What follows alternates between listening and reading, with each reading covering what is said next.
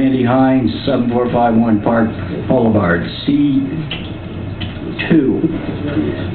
The public at home needs to know that they've hired a electric company from Land O'Lakes to do $75,000 worth of work at Town Square Plaza Park. And I'd like to know why our employees couldn't do that work.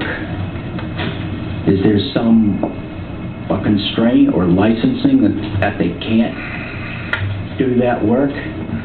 Are they overworked? Mr. Contractor, as you know, that electrical work has to be licensed.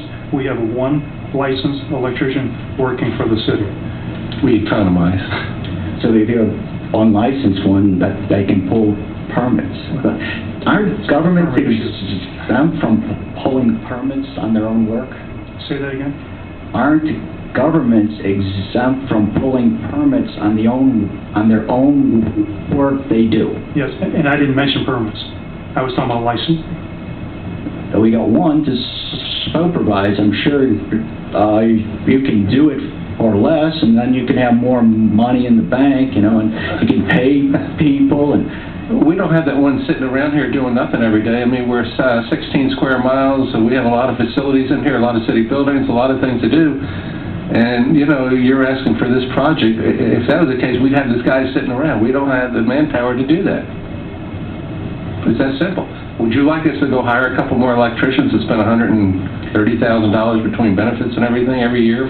No, but I'm telling you, maybe now's not the right time to spend $75,000 to make it easier for the employees to set up the park. Maybe you should just leave it the way it is and use it. And you're the one that just said before, maybe we ought to improve the things like on July 4th over there and have all these activities. But you do it at a low budget. You don't waste money. It isn't a waste. I think, Mr. Mayor, it's very important to tell Mr. Heine that this budgeted item was scheduled at $120,000 and this came in at $74,000, saving our taxpayers a considerable amount of money. 46. And based on those facts alone, it seemed like a fairly good idea. A lot of that electric over there is antiquated from the start. When we built that park, we have been adding on and adding on and adding on. It is at the point where it needs to have this maintenance done. Now, you sit back and you're going to be making your comments on how this is costing the taxpayers. But quite honestly, this is the safest and best thing we can do at that park because that park has been added on since day one. I appreciate your concerns about saving money, but this is the most economical way we can do it here at the city. We can't hire more people. We can't put this job on our only journeyman electrician in the city. If we did that, everything else would have to take a back seat. And when MIS goes out, because a wall plug's not working, then all of a sudden we got a dual problem. We got people stretched already. Proposition 1 has stretched us. Okay, that's where we're at. This is the best cost-saving method we can do to make it as safe as we can for our residents.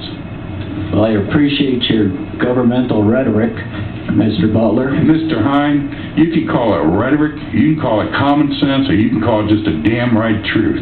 But that's right where it's at. I don't really give a damn what you call it. To you, it's the truth in your mind.